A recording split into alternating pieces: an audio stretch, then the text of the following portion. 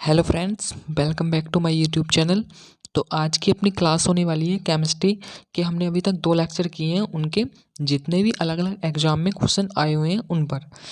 तो हमने जैसा कि पढ़ा था कि पदार्थ की अवस्थाएं कितनी होती हैं। हमने पदार्थ की 5 अवस्थाएं कर ली थी और पदार्थ की अवस्था परिवर्तन कैसे होता है, ठीक है, वो भी कर लिया था। यानी कि दाब परिवर्तन और ताप परिवर्तन करके हम पदार्थ की अवस्था में परिवर्तन कर सकते हैं। तो उनके 2 लेक्चरों के ऊपर ही आज का सारा टॉपिक होने वाला है। जितने भी अलग अलग एग्जाम में क्वेश्चन आए हुए हैं उन सबको आज हम कवर करेंगे उन्हीं 2 लेक्चरों से, ठीक है।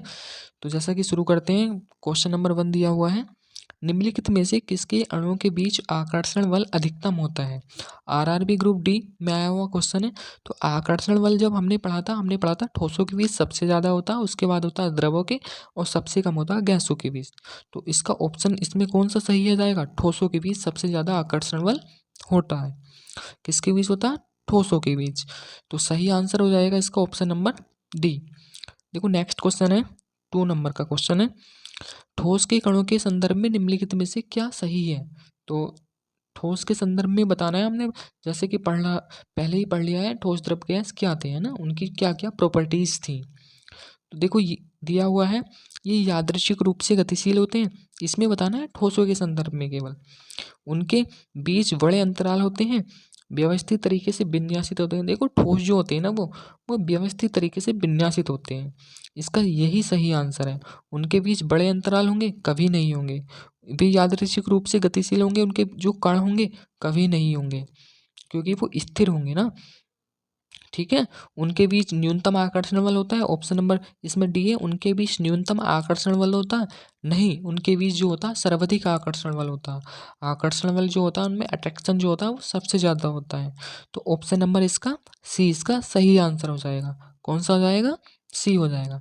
नेक्स्ट क्वेश्चन अपना, पदार्थ के संदर्भ में निम्नलिखित में से कौन सा कथन सही नहीं है। इसमें बताना है सही नहीं है, यानी कि जो गलत है हमें वो देखना है, गलत क्या है इसमें वो बताना है। देखते हैं, पदार्थ के कणों के बीच कोई आकर्षण बल नहीं होता। पदार्थ के कणों के बीच तो आकर्षण बल होता है।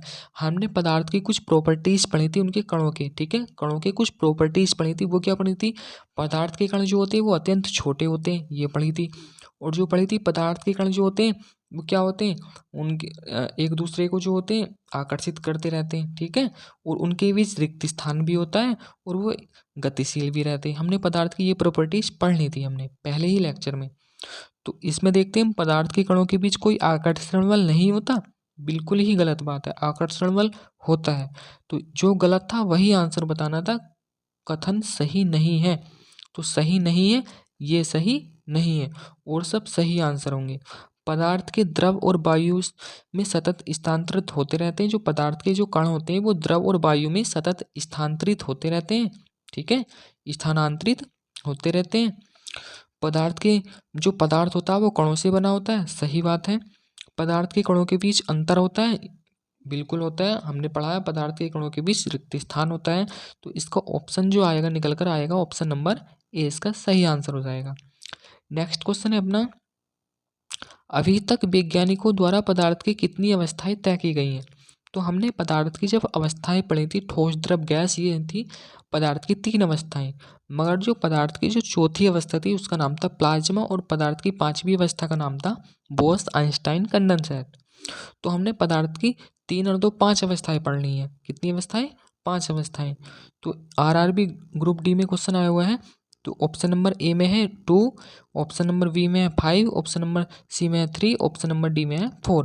तो इसका आंसर कौन सा सही हो जाएगा, हमने पदार्थ की कितनी अवस्थाएं पढ़ ली है, 5 अवस्थाएं। तो इसका आंसर हो जाएगा ऑप्शन नंबर बी, सही आंसर हो जाएगा। Correct answer option number B, इसका 5 है। नेक्स्ट क्वेश्चन है अपना, किसमें विसरण अत्यधिक तीव्रता से होता है। आरआरबी ग्रुप डी में क्वेश्चन आया हुआ है। तो हमने पढ़ा था विसरण जो होता है वो गैसों में सर्वाधिक होता है। किसमें होता है, गैसों में सबसे ज़्यादा विसरण होता है। तो ऑप्शन नंबर बी इसका करेक्ट आंसर है, गैसों में सबसे ज़्यादा विसरण है। नेक्स्ट क्वेश्चन है अपना, निम्नलिखित में से कौन सा कथन गलत है। इसमें गलत बताना है, क्या बताना है, गलत बताना है। तो देखते हैं, पदार्थ के कण स्थिर अवस्था में होते हैं, पदार्थ के कण बहुत छोटे होते हैं, ये तो सही बात है। पदार्थ के कण जो होते हैं वो अत्यंत छोटे होते हैं, यानी कि बहुत छोटे होते हैं। पदार्थ के कण एक दूसरे को आकर्षित करते हैं, ये भी हमने पदार्थ के कुछ कणों की प्रॉपर्टीज पढ़ी थी। सही बात है।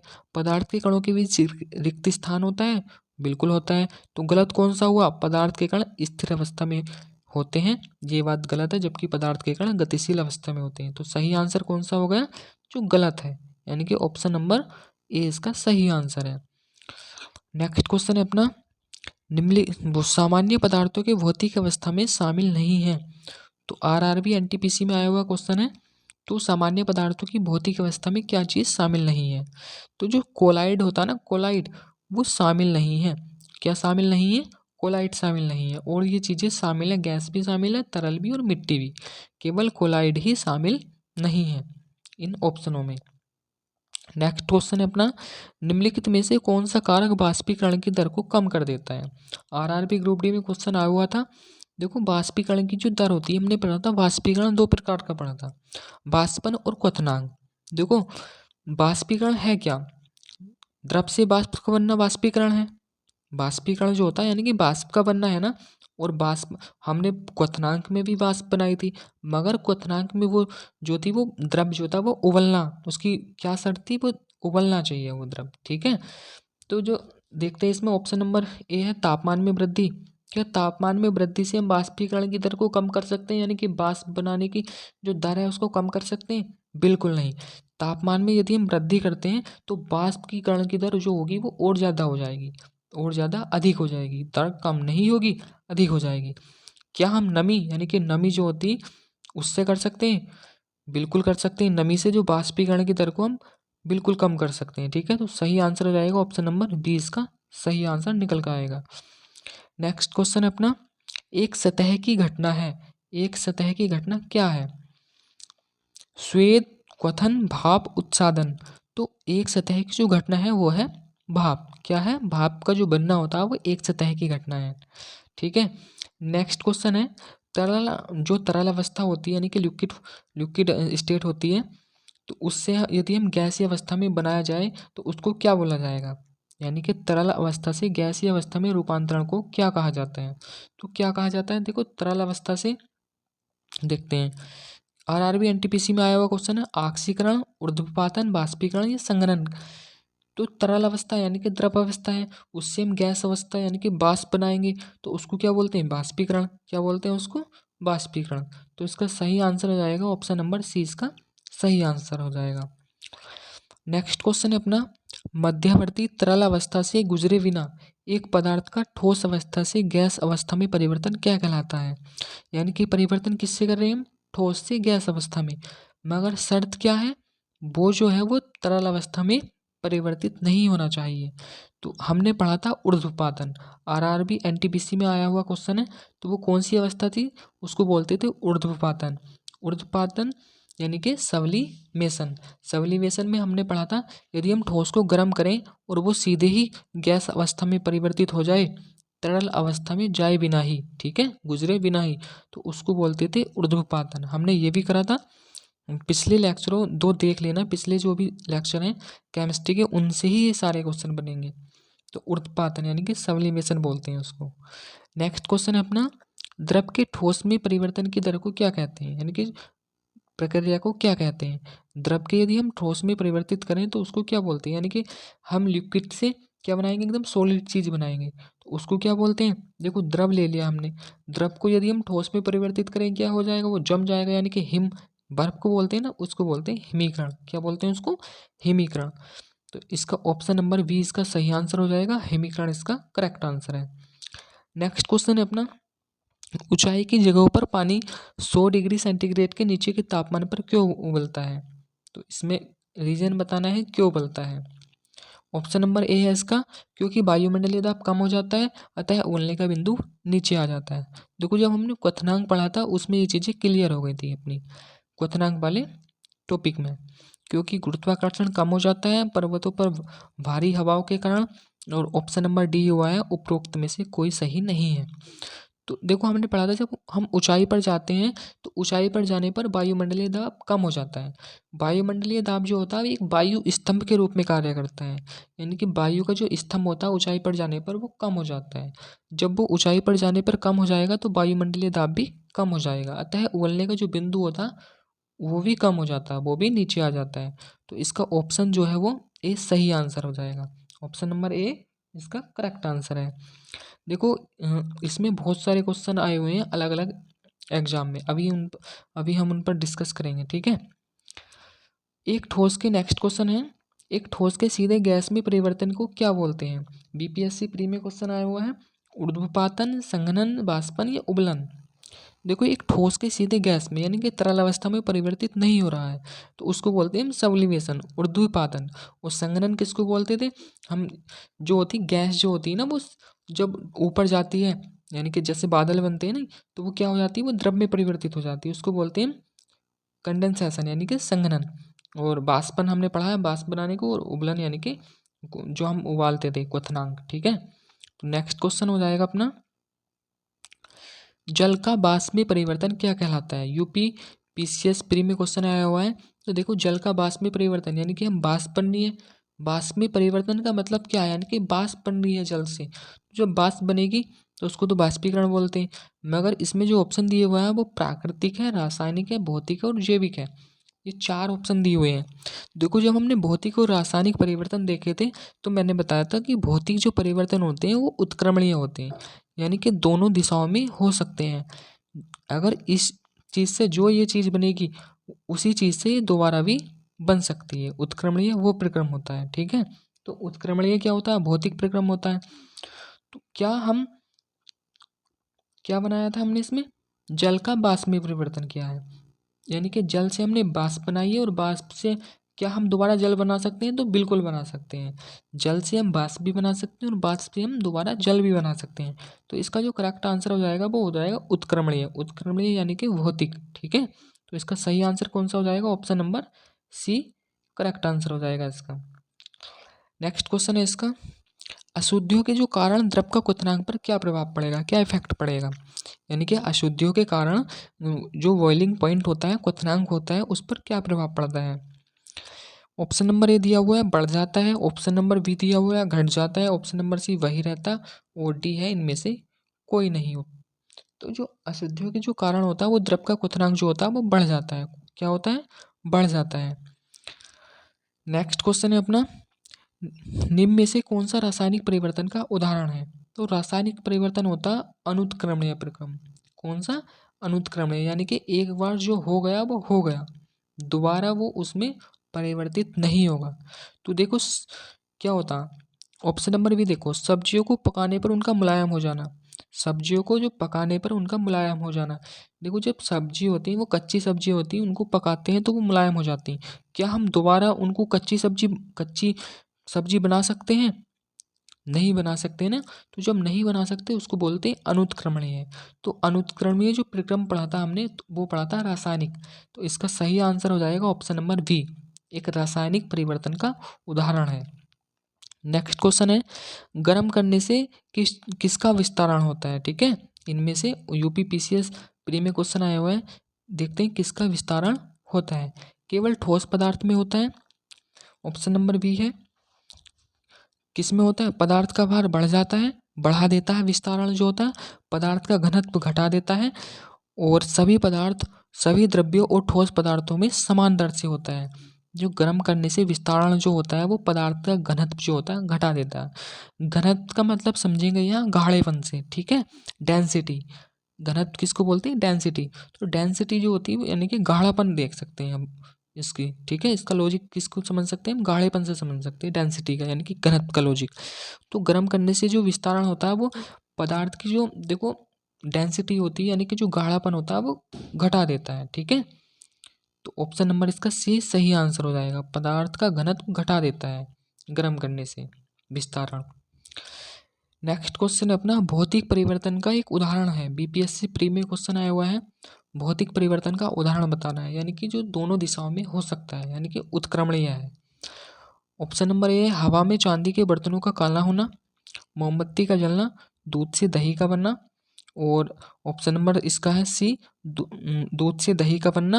और ऑप्शन नंबर डी है पानी में चीनी का घुलना। तो इसका सही आंसर हो जाएगा, देखो जब हम भौतिक परिवर्तन बताना है ना, पानी में चीनी का घुलना सही आंसर हो जाएगा। और सब आंसर जो होंगे वो रासायनिक परिवर्तन के उदाहरण होंगे। पानी में चीनी का घुलना एक भौतिक परिवर्तन का उदाहरण है। नेक्स्ट क्वेश्चन है अपना, परम शून्यताप क्या है? झारखंड पीसीएस प्री में क्वेश्चन आया हुआ है। तो परम शून्यताप क्या है? किसी भी तापमान पैमाने का आरंभिक बिंदु है, सैद्धांतिक रूप से न्यूनतम संभव तापमान है, या ऑप्शन नंबर सी में दिया हुआ है वह तापमान जिस पर सभी द्रव पदार्थों के वाष्प में जम जाते हैं। ऑप्शन नंबर डी है यह तापमान जिस पर सभी पदार्थ वाष्पीय प्रवस्था में होते हैं। तो इसका जो सही आंसर है ऑप्शन नंबर इसका बी सही आंसर है। परम शून्यताप किसको बोलते हैं? न्यूनतम संभव तापमान जो होता है उसको परम शून्यताप बोलते हैं। ठीक है, तो ऑप्शन नंबर बी इसका सही आंसर हो जाएगा। नेक्स्ट क्वेश्चन है अपना, यदि हवा का तापमान बढ़ता है, देखो झारखंड पीसीएस प्री में क्वेश्चन आया हुआ है, यदि हम हवा का तापमान बढ़ता है तो उसकी जल वाष्प ग्रहण करने की क्षमता पर क्या इफेक्ट पड़ेगा? यानी कि जल वाष्प उसकी ग्रहण करने की क्षमता क्या होगी? घटती है, बढ़ती है, पहले घटती है पुनः फिर बाद में बढ़ेगी, या कोई प्रभाव नहीं? देखो यदि हम हवा को शुष्क करें, ठीक है, क्या करें हम उसको, हम तापमान बढ़ाकर वो शुष्क हो जाएगी, तो उसकी जो उसमें वो उतनी ही ज़्यादा नमी अवशोषित कर सकती है। ठीक है, उतनी ही ज़्यादा वो नमी को धारण कर सकती है। तो हम इसकी क्या होगा, इसका सही आंसर बढ़ती है। धारण ज़्यादा से ज़्यादा धारण कर सकती है, तो क्षमता पर क्या इफेक्ट पड़ रहा है? वो बढ़ जाएगी। क्षमता क्या होगी? वाष्प ग्रहण करने की क्षमता बढ़ जाएगी यदि हवा का हम तापमान बढ़ाएंगे। तो सही आंसर हो जाएगा ऑप्शन नंबर बी इसका करेक्ट आंसर हो जाएगा। नेक्स्ट क्वेश्चन है अपना, अवस्थाओं में किसमें गीले कपड़े जल्दी सूख जाएंगे? यूपी पीसीएस प्री में क्वेश्चन आया हुआ है, ये कुछ अवस्थाएं दी हुई हैं, उसमें पूछ लिया था कि गीले कपड़े सबसे जल्दी कब सूख जाएंगे। देखो गीले कपड़े सबसे जल्दी कब सूख जाएंगे, देखो आर्द्रता जो होती है ना, ह्यूमिडिटी, तो आर्द्रता यानी कि जो जलवाष्प की मात्रा होती है वायुमंडल में उसको बोलते हैं आर्द्रता। ठीक है, वायुमंडल में उपस्थित जलवाष्प की मात्रा को क्या बोलते हैं? आर्द्रता। तो यानी कि नमी, एक तो वायुमंडल में शर्त यह है कम से कम होनी चाहिए और तापमान ज़्यादा से ज़्यादा होना चाहिए, तभी जल्दी कपड़े सूख सकते हैं। नमी सबसे कम होनी चाहिए और तापमान जो होना चाहिए वो नमी से ज़्यादा होना चाहिए। ठीक है, आर्द्रता से ज़्यादा होना चाहिए। देखते हैं, आर्द्रता तो है 100%, यानी कि नमी तो है 100%, बिल्कुल गलत बात है। नमी तो हम कम से कम करेंगे, तो इसमें तो कपड़े जल्दी सूख नहीं सकते, क्योंकि 60% तो तापमान है और 100% इन्होंने नमी दे रखी है। गलत बात है बिल्कुल। 100% आर्द्रता बिल्कुल गलत। 20% आर्द्रता, 20% तापक्रम, यानी कि तापमान भी बरोबर कर रखा है और आर्द्रता भी, तो बिल्कुल गलत है। तापमान को ज़्यादा होना पड़ेगा, टेम्परेचर ज़्यादा होना पड़ेगा ह्यूमिडिटी से, आर्द्रता से। तो देखो ऑप्शन नंबर डी ही इसका सही आंसर है। 20% तो है नमी और 60% है इसका ताप, टेम्परेचर। ठीक है, ताप है, तो इसमें सबसे जल्दी कपड़े सूख जाएंगे। 20% आर्द्रता और 60 डिग्री सेल्सियस तापक्रम पर सबसे जल्दी कपड़े सूख जाएंगे।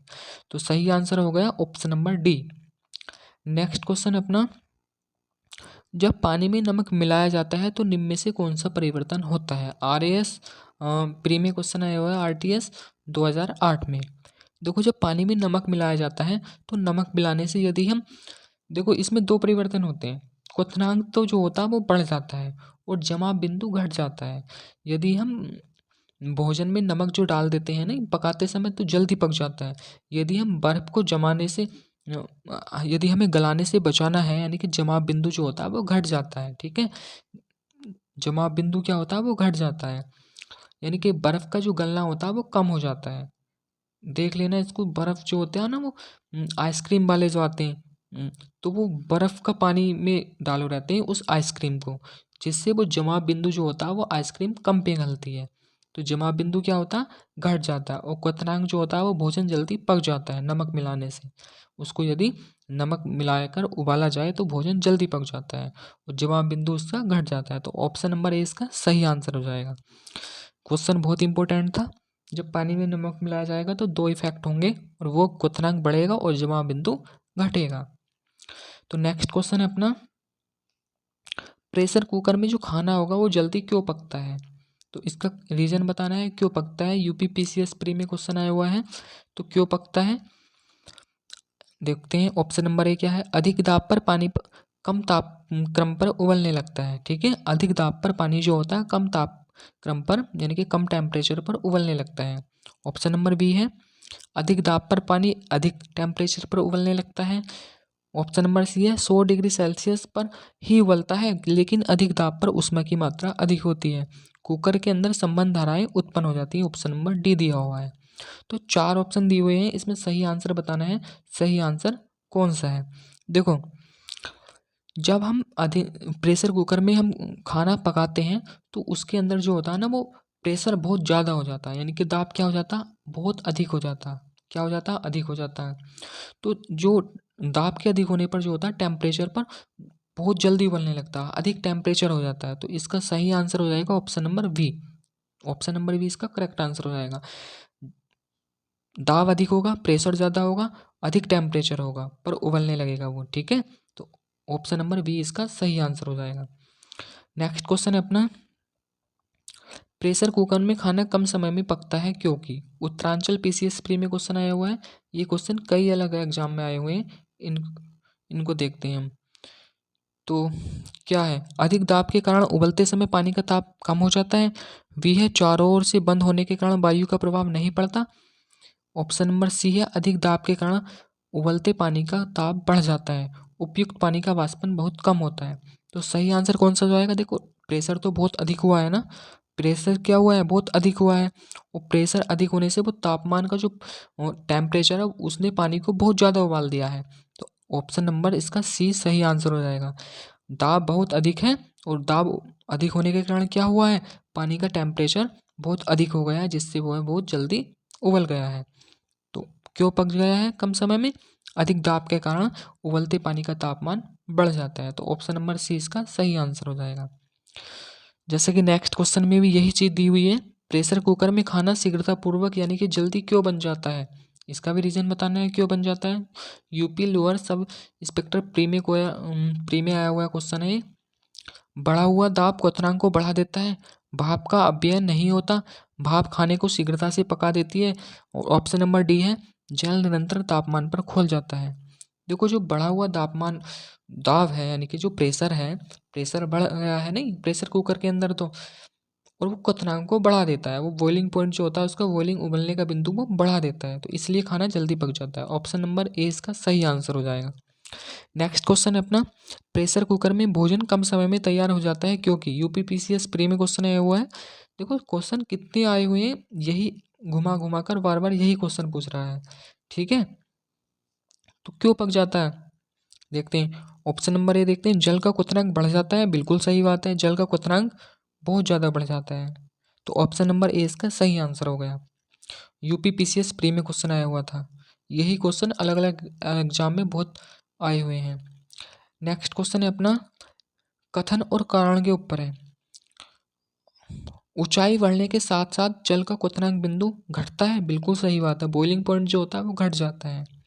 ऊंचाई के साथ वायुमंडलीय दाब बढ़ता है, बिल्कुल गलत बात है। ऊंचाई के साथ जो होता है वो वायुमंडलीय दाब जो होता है वो कम हो जाता है। क्या होता है, वो घट जाता है, क्योंकि वायु स्तंभ जो होता है उसकी लंबाई क्या हो जाती, कम हो जाती है, इसलिए वायुमंडलीय दाब भी कम हो जाता है। तो ऑप्शन नंबर इसका कौन सा ठीक हो जाएगा, केवल ए ही सही है। क्या सही है, केवल ए ही सही है।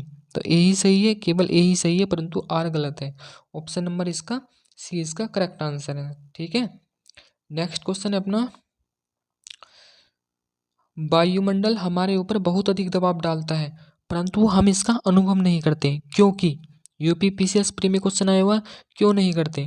तो जो हमारा रक्त वायुमंडल के दबाव से, जो वायुमंडलीय दबाव डाल रहा है हमारे ऊपर, उससे भी ज़्यादा दबाव डाल रहा है। तो इसका ऑप्शन ए इसका करेक्ट आंसर हो जाएगा। हमारा रक्त वायुमंडल के दबाव से कुछ अधिक दबाव डालता है, इसलिए हम जो होता है वायु क्या होता है इसका अनुभव नहीं करते, जो हमारे ऊपर वायुमंडलीय दबाव पड़ रहा है। ठीक है, नेक्स्ट क्वेश्चन है अपना, मिट्टी के घड़े में निम्न में से किस क्रिया के कारण जल ठंडा हो जाता है। यूपीपीसीएस प्री में क्वेश्चन आया हुआ है।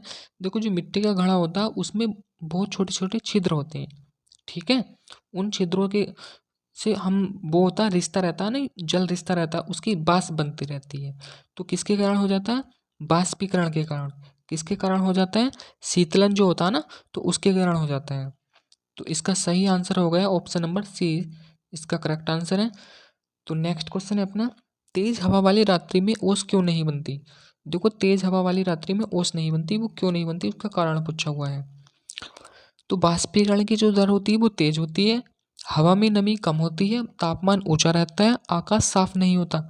तो इसका जो सही आंसर है, जो तेज हवा वाली रात्रि होती है उसमें ओस नहीं बनती। तो बाष्पीकरण की जो दर होती है ना, इसमें बाष्प सबसे ज़्यादा बनती है। ठीक है, तो बाष्पीकरण की दर क्या होती है? वो तेज होती है। तो करेक्ट आंसर है इसका ऑप्शन नंबर ए, इसका करेक्ट आंसर है। तो आज की क्लास अपनी यहीं तक समाप्त करते हैं। तो मिलते हैं एक अगली क्लास में।